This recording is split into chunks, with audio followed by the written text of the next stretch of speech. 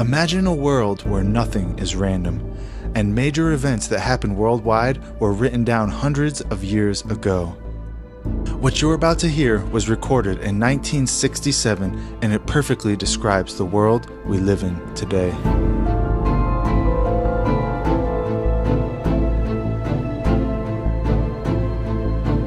What was the secret?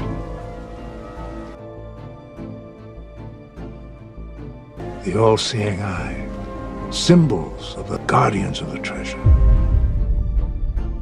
Recorded by Myron C. Fagan, a famous Hollywood writer who rose through the ranks of the Hollywood elite, uncovering some nasty secrets along the way.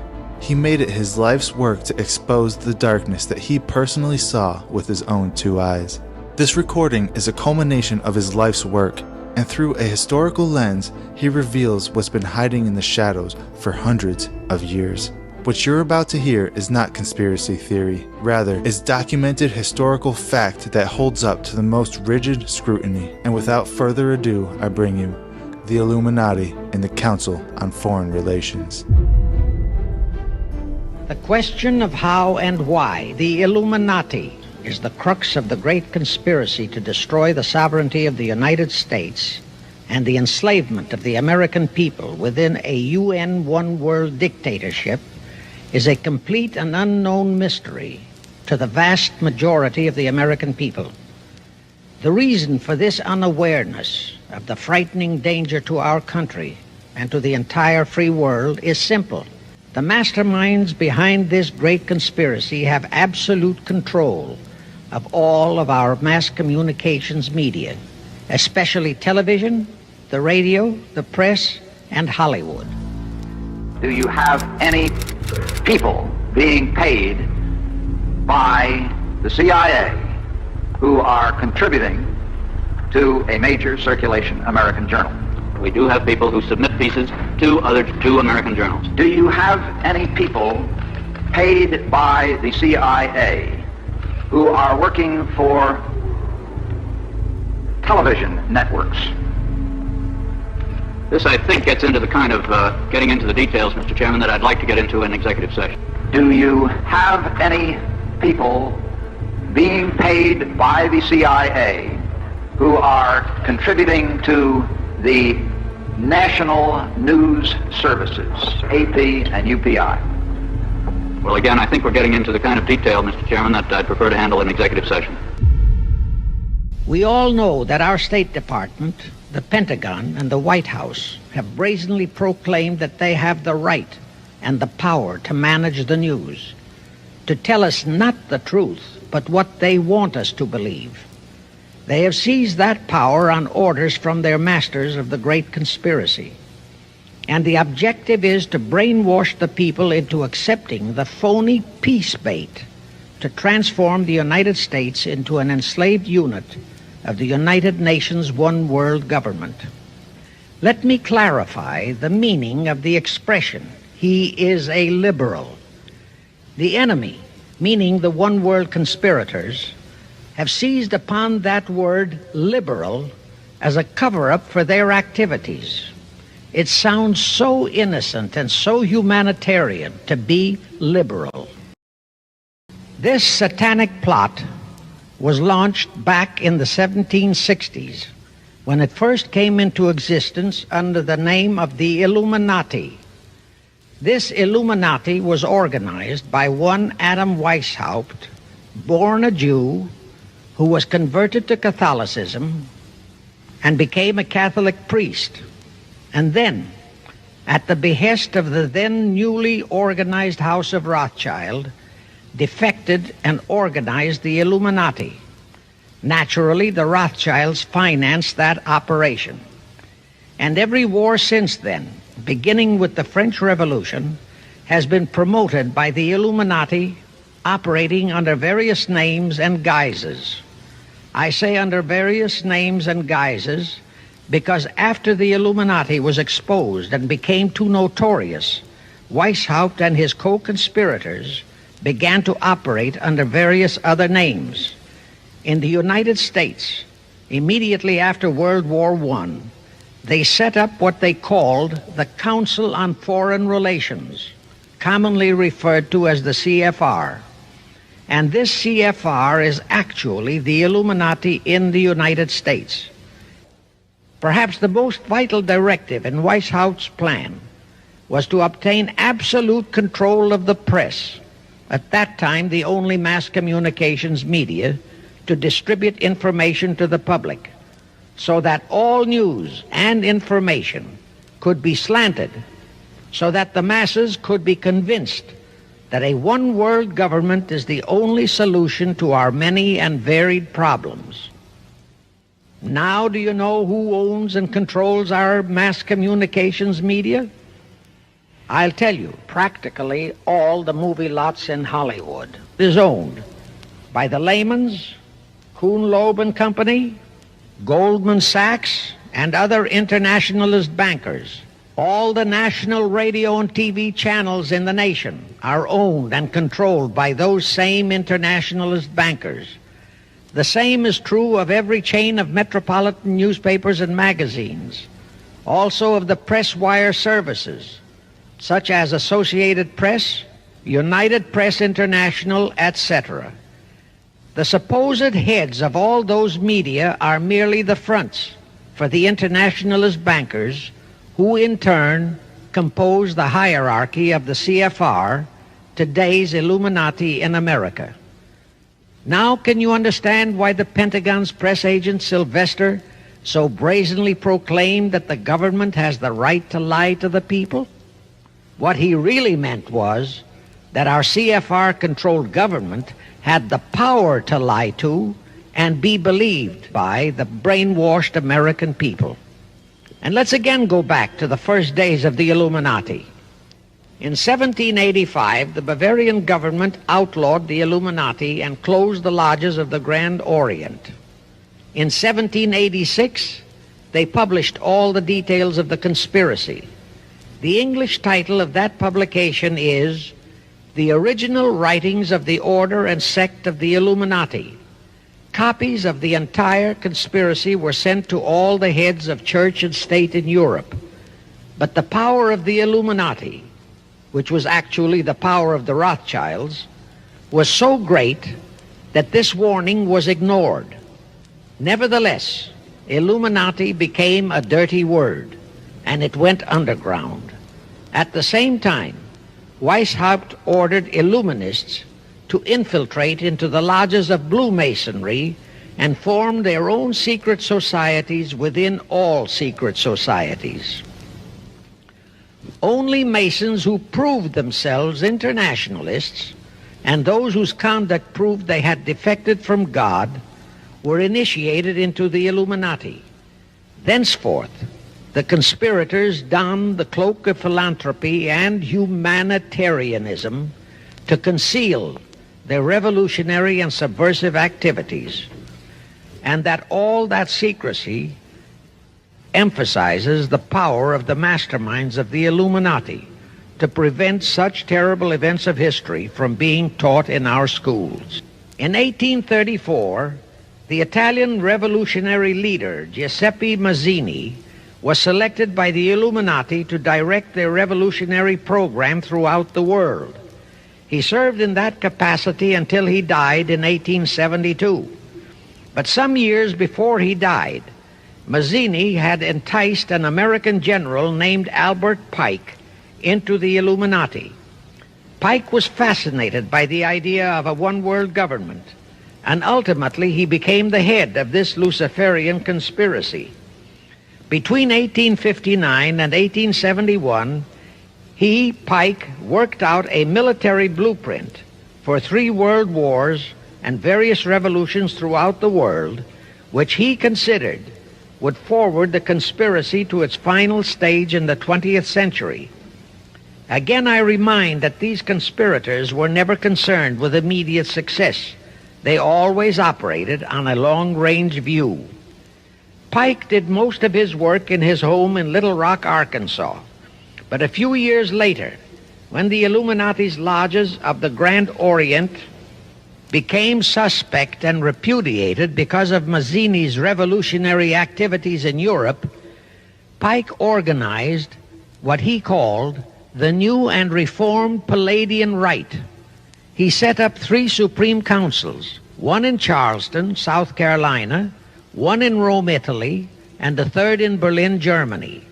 He had Mazzini establish 23 subordinate councils in strategic locations throughout the world. These have been the secret headquarters of the world revolutionary movement ever since.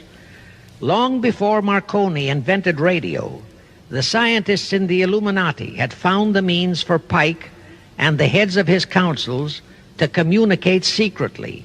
It was the discovery of that secret that enabled intelligence officers to understand how apparently unrelated incidents, one such as the assassination of an Austrian prince at Sarajevo, took place simultaneously throughout the world, which developed into a war or a revolution. Pike's plan was as simple as it has proved effective. It called for communism, Nazism, political Zionism, and other international movements be organized and used to foment 3 global world wars and at least 2 major revolutions. The First World War was to be fought so as to enable the Illuminati to destroy Tsarism in Russia, as vowed by Rothschild after the Tsar had torpedoed his scheme at the Congress in Vienna, and to transform Russia into a stronghold of atheistic communism. The differences stirred up by agents of the Illuminati between the British and German empires were to be used to foment this war. After the war would be ended, communism was to be built up and used to destroy other governments and weaken religions. World War II, when and if necessary, was to be fomented by using the controversies between fascists and political Zionists. During this World War II, international communism was to be built up until it equaled in strength that of united Christendom. When it reached that point, it was to be contained and kept in check until required for the final social cataclysm. As we know now, Roosevelt, Churchill, and Stalin put that exact policy into effect, and Truman, Eisenhower, Kennedy, and Johnson continued that same exact policy. World War III is to be fomented by using the so-called controversies the agents of the Illuminati, operating under whatever new name, are now stirring up between the political Zionists and the leaders of the Muslim world. That war is to be directed in such a manner that all of Islam and political Zionism, Israel, will destroy each other, while at the same time the remaining nations, once more divided on this issue, will be forced to fight themselves into a state of complete exhaustion, physically, mentally, spiritually, and economically. Now, can any thinking person doubt that the intrigue now going on in the Near, Middle, and Far East is designed to accomplish that satanic objective? Pike himself foretold all this in a statement he made to Mazzini on August 15, 1871. Pike stated that after World War III is ended, those who will inspire to undisputed world domination will provoke the greatest social cataclysm the world has ever known. Quoting his own words, taken from the letter he wrote to Mazzini, and which letter is now catalogued in the British Museum in London, England, he said, "We shall unleash the nihilists and the atheists, and we shall provoke a great social cataclysm which in all its horror will show clearly to all nations the effect of absolute atheism, the origin of savagery and of most bloody turmoil. Then everywhere the people forced to defend themselves against the world minority of revolutionaries will exterminate those destroyers of civilization, and the multitudes disillusioned with Christianity, whose deistic spirits will be from that moment on without direction and leadership, and anxious for an ideal but without knowledge where to send its adoration, will receive the true light through the universal manifestation of the pure doctrine of Lucifer, brought finally out into public view, a manifestation which will result from a general reactionary movement which will follow the destruction of Christianity and atheism, both conquered and exterminated at the same time. When Mazzini died in 1872, Pike made another Italian revolutionary leader named Adrian Lemmi his successor. Lemmi, in turn, was succeeded by Lenin and Trotsky, then by Stalin. The revolutionary activities of all those men were financed by British, French, German, and American international bankers, all of them dominated by the House of Rothschild. We are supposed to believe that the international bankers of today, like the money changers of Christ's day, are only the tools or agents of the great conspiracy, but actually they are the masterminds behind all of it. While the general public has been brainwashed by all the mass communications media into believing that communism is a movement of the so-called workers, the actual fact is that both British and American intelligence officers have authentic documentary evidence that international liberals operating through their international banking houses, particularly the House of Rothschild, have financed both sides in every war and revolution since 1776. Those who today comprise the conspiracy, the CFR in the United States, direct our governments, whom they hold in usury through such methods as the Federal Reserve System in America, to fight wars such as Vietnam, created by the United Nations, so as to further Pike's Illuminati plans to bring the world to that stage of the conspiracy when atheistic communism and the whole of Christianity can be forced into an all-out Third World War within each remaining nation, as well as on an international scale. Now let me show you how our federal government and the American people have been sucked into the one-world takeover plot of the Illuminati Great Conspiracy. And always bear in mind that the United Nations was created to become the housing for that one-world so-called liberal conspiracy. The real foundations of the plot for the takeover of the United States were laid during the period of our Civil War. Not that Weishaupt and the earlier masterminds had ever overlooked the New World. Weishaupt had his agents planted over here as far back as the Revolutionary War. But George Washington was more than a match for them. It was during the Civil War that the conspirators launched their first concrete efforts. We know that Judah Benjamin, chief advisor of Jefferson Davis, was a Rothschild agent. We also know that there were Rothschild agents planted in Abraham Lincoln's cabinet who tried to sell him into a financial dealing with the House of Rothschild. But old Abe saw through the scheme and bluntly rejected it, thereby incurring the undying enmity of the Rothschilds. Investigation of the assassination of Lincoln revealed that the assassin, Booth, was a member of a secret conspiratorial group. Because there were a number of highly important government officials involved, the name of the group was never revealed, and it became a mystery, exactly as the assassination of Jack Kennedy still is a mystery. Anyway, the ending of the Civil War destroyed, temporarily, all chances of the House of Rothschild to get a clutch on our money system, such as they had acquired in Britain and other nations in Europe. I say temporarily because the Rothschilds and the masterminds of the conspiracy never quit. So they had to start from scratch, but they lost no time in getting started.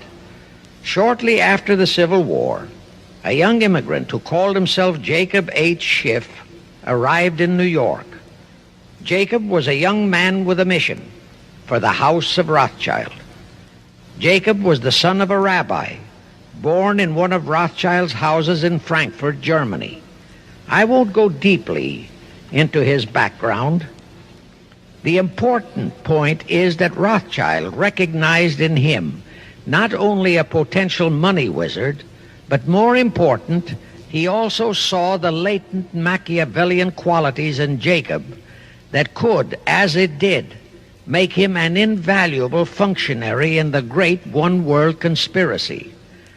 After a comparatively brief training period in the Rothschilds' London bank, Jacob left for America with instructions to buy into a banking house, which was to be the springboard to acquire control of the money system of the United States.